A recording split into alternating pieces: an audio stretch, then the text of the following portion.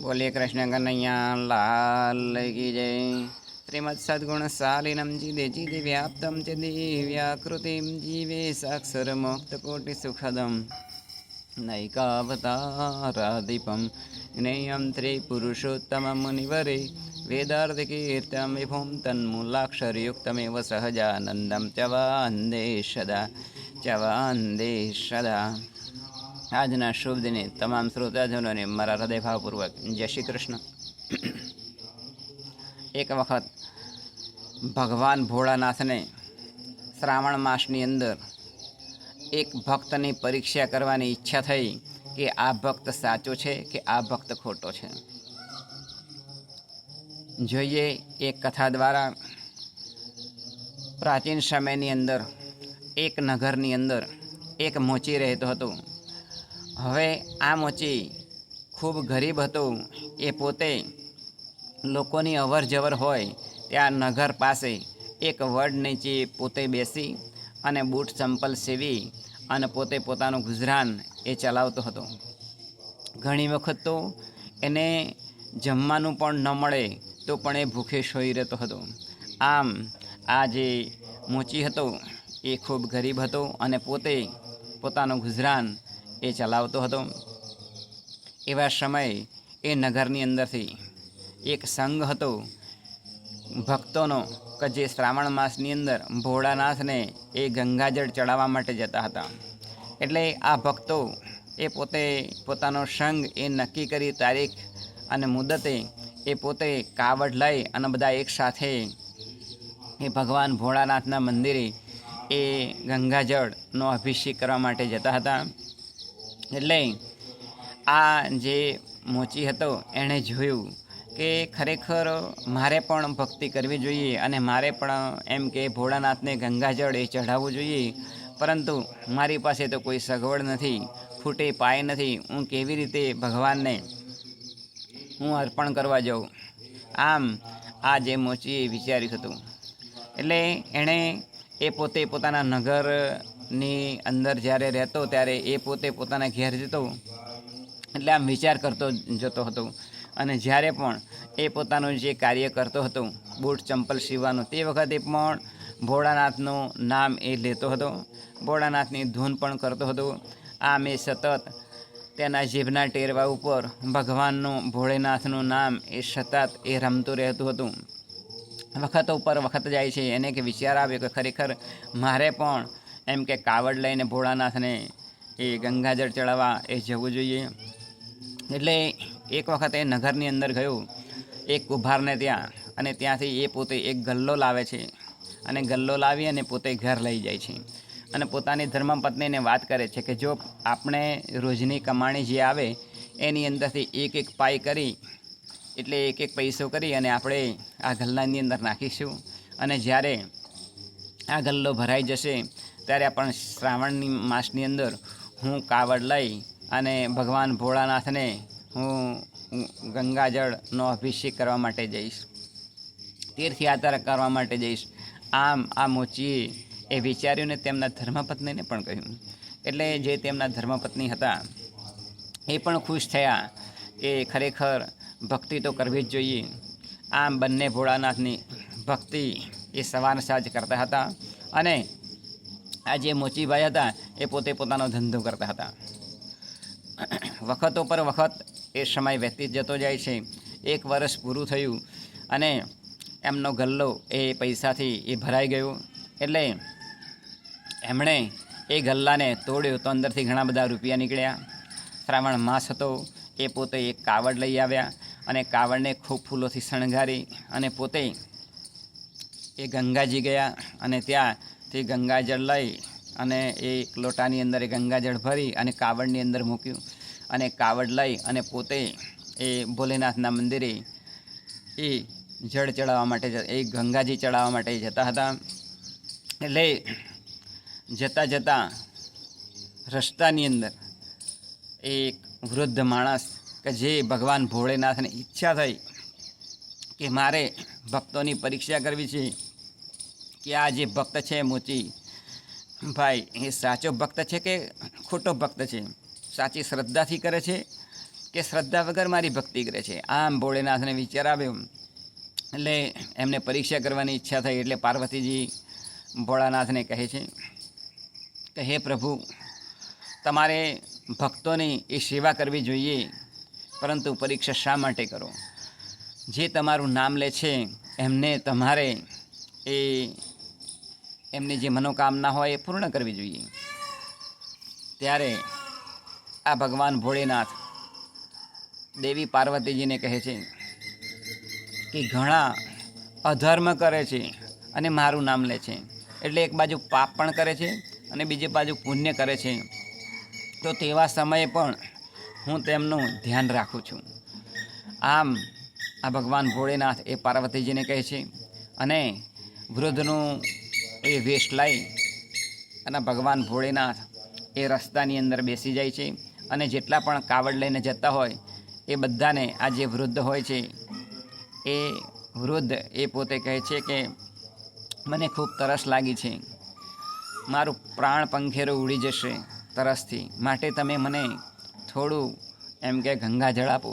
પરંતુ રસ્તે જે કાવડ લઈને જતા હતા એ બધામાંથી કોઈ ભક્ત એમને એ ગંગાજળ આપી શક્યો નહીં. જ્યારે આ ભક્ત જે હતા, જે મોચી ભક્ત, એ પોતે પસાર થતા હતા તેવા સમયે એ વૃદ્ધ જે હતા કે ભગવાન ભોળેનાથનું સ્વરૂપ હતું, એ પોતે ત્યાં આગળ વૃદ્ધનું સ્વરૂપ લઈને બેઠા હતા. એમણે આ મોચીભાઈ પાસે ગંગાજળ માગ્યું અને કહ્યું કે જો તમે મને નહીં આપો તો થોડા સમયની અંદર મારું પ્રાણ પંખેરું ઉડી જશે, માટે તમે થોડું પણ મને ગંગાજળ આપો કે જેથી મારી તરસ છીપે. ત્યારે થોડી વાર માટે તો આ જે મોચીભાઈ હતા એ વિચાર કરવા લાગ્યા કે આપું કે ના આપું, અને કદાચ હું આપી દઈશ આ બધું જ ગંગાજળ તો ફરીથી બીજા વર્ષે પાછો પાઈ પૈસો ભેગો કરી અને ગલ્લાની અંદર હું ઘણું બધું બેલેન્સ ભેગું કરીશ, ત્યાર પછી મારે એમ કે આ ગંગાજી જે છે અભિષેક કરવા માટે હું જઉં છું ભોળાનાથને, એ થઈ શકશે. પરંતુ વાંધો નહીં, જો આ વૃદ્ધ માણસનો જીવ બચી શકતો હોય તો મારે આ ગંગાજળ આપી દેવું જોઈએ. આમ માની અને પોતે એ ગંગાજળ જે લોટાની અંદર લાવ્યા હતા એ બધું જ જે પેલા વૃદ્ધ હતા એમને આપી દીધું. એ તૃપ્ત થયા અને પછી એ પોતે એ કહેવા લાગ્યા, મોચીભાઈ જે ભક્ત હતા ને એમને, કે લ્યો તમને હું મારી જોડીની અંદરથી થોડા બીલીપત્ર આપું છું, એ તમે ઘેર લઈ જાઓ અને આ લોટાની અંદર મૂકી અને જ્યારે તમે સવારે પૂજા કરો તે વખતે એને પૂજા કરતી વખતે આ લોટાને ઢોકી દેવાનો અને પછી પૂજા પૂરી થયા પછી તમારા આ લોટાને ખોલીને જોવાનો. આમ આ જે વૃદ્ધ હતા ભગવાન ભોળેના સ્વરૂપ લઈને આવ્યા હતા એમણે કહ્યું. એટલે આ જે મોચી ભક્ત હતો એ પોતે ઘેર ગયું અને જે પેલો લોટો હતો એની અંદર બીલીપત્ર મૂક્યા અને પછી ઉપર ઢાંકી દીધું. અને પછી આ મોચીભાઈ અને તેમના ધર્મપત્ની બંને પૂજા કરવા માટે બેઠા. ભોળાનાથની પૂજા કરી લીધા પછી એ લોટો ખોલીને અંદરથી જોયું તો અંદર એ સોના મહોરો એ હતી. એટલે આ જે મોચીભાઈ જે ભક્ત હતા ભોળેનાથના એ ખૂબ ખુશ થઈ ગયા અને એ સોના મહોરોથી એમણે એક દુકાન ખરીદી અને તેની અંદર એ પોતે પોતાનો ધંધો એ કરવા લાગ્યા. બૂટ ચંપલ એ સીવીને વેચે, આ એમનો ધંધો હતો. આમ કરતાં કરતાં આ જે મોચીભાઈ જે ભક્ત હતા એમના મોટા ભાઈને ઈર્ષ્યા થઈ કે આ મારો નાનો ભાઈ ખૂબ ગરીબ હતો અને આટલા બધા રૂપિયા લાવે ક્યાંથી. એટલે એણે પોલીસ સમક્ષ ફરિયાદ કરી. એટલે પોલીસ એ આ જે મોચીભાઈ ભક્ત હતા નાના એમને પકડવા માટે આવી અને કહ્યું કે તમે આ બધું ચોરીથી ધન ભેગું કર્યું છે. એટલે આ જે ભક્ત હતા એમણે કહ્યું કે ના, મેં કોઈ દિવસ ચોરી કરી જ નહીં. આમ એમણે માન્યું જ નહીં. એટલે પછી આ જે મોચીભાઈ જે હતા એમના જે મોટા ભાઈ કે જેઓ ઈર્ષ્યાથી બળતા હતા કે મારો નાનો ભાઈ આટલો બધો મિલકતવાળો કેવી રીતે બની ગયો, કારણ કે તે પોતે એ દુકાન વસાવીને સારું એવું ધન કમાયા હતા અને એની અંદરથી એમણે એક બંગલો પણ બાંધ્યો હતો અને મોટર પણ લાવ્યા હતા.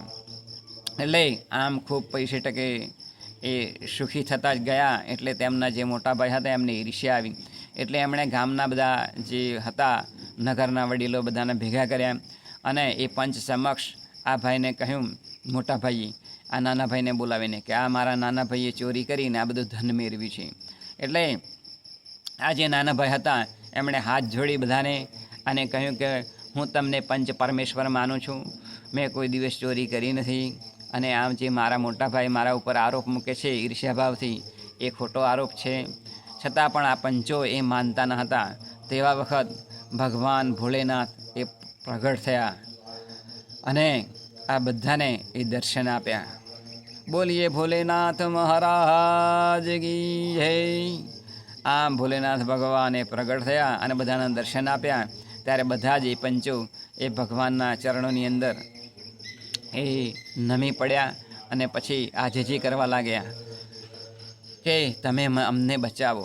ત્યારે આ ભગવાન ભોળેનાથે પંચોને કહ્યું કે તમે બધા દુષ્ટ છો, આ મારો સાચો ભક્ત છે, એમણે સાચી શ્રદ્ધાથી એમણે મારી ભક્તિ કરી છે એટલે હું પ્રસન્ન થયો છું. એમણે કોઈ ચોરી કરી નથી, પરંતુ હવે તમને બધાને હું સજા કરીશ. આમ ભગવાન ભોળેનાથે કહ્યું.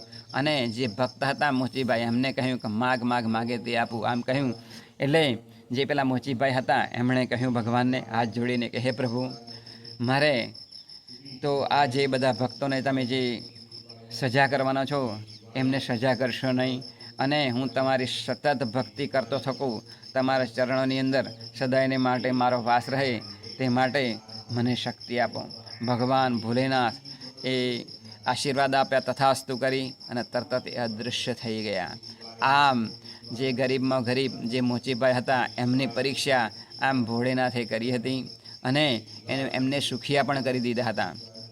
આમ જો કોઈ ભક્ત ભગવાનને સાચી શ્રદ્ધાથી પૂજા અર્ચના કરશે તો કોઈ પણ રૂપે આવી અને ભગવાનને એટલે કે વૃદ્ધ જે માણસ ભગવાન ભોળેનાથ થઈને આવ્યા હતા અને આ જે મોચી ભક્ત જે પાણી પાયું એની અંદરથી એ ભગવાન ખરેખર સાચે જ એ આવ્યા હતા. અને આમ આવી રીતે આ મોચી ભક્તે જન સેવા કરી તો એ અનંત સુખિયા થઈ ગયા. આમ આ કથા વાર્તા દ્વારા આપણે ભગવાનની ભક્તિ કરતાં કરતાં પણ જન સેવા એ ઉત્તમ છે, એટલે જન સેવા પણ કરવી જોઈએ.